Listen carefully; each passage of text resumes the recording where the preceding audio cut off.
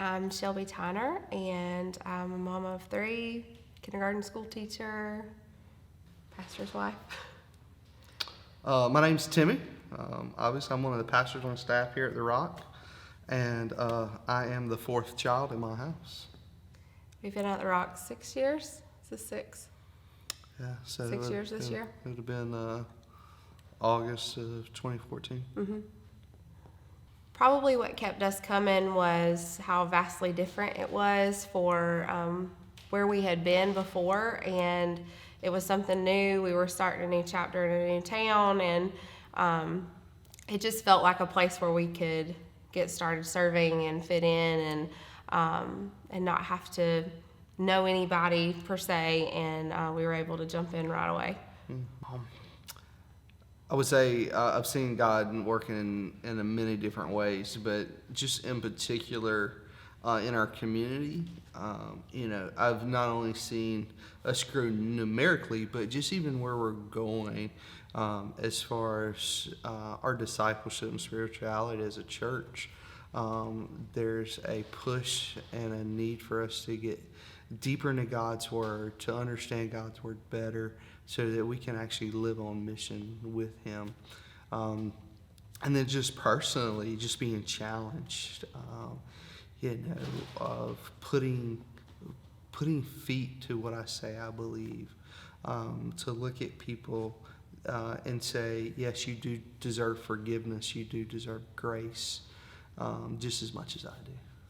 I would say that being made for more would maybe be like our vocation doesn't have to define us, our household doesn't have to define us, but that Jesus defines us, and He has taken me places that I never thought I would be, and my family looks different than I thought it would look 6-7 years ago, and it is something that I would not have changed. Like I would not go back and change anything. In the moment, I probably would have been like, what in the world are you doing to us? But just the being able to do something different than what I guess society and culture put around you as what you should do. Being made for more for me is I'm not defined by anybody but Christ, and that I am a child of His, and that I can do vast things beyond my own strength, my own ability, my own knowledge. I'm a poor country boy that God can use me, and doesn't matter my education level, my economics. It is that God can use me to change the world, and I just have to be open to that and allow Him to use me. And I know I'm not where I was 10 years ago in my walk with Christ, but I know in 10 years, I pray that I'm not where I'm at today.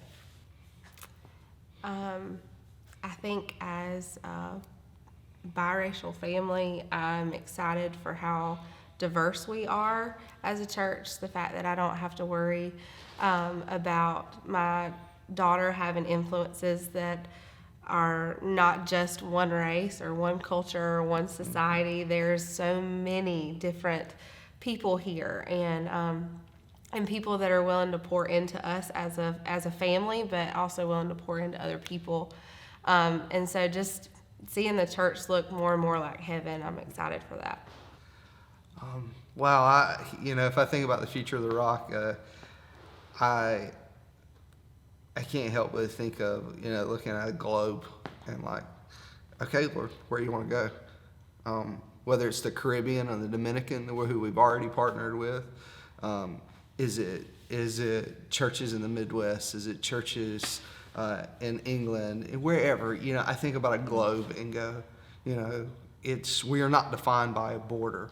And I'm excited, and I wish I could put on a map about here's where I think The Rock's going, but understanding The Rock's made for more as well, and we can go we are willing to go wherever God calls us to go. Nisi she's way stronger than I am, so knowing that I spent a lot of time as a little girl growing up thinking of myself as a daughter of Jesus.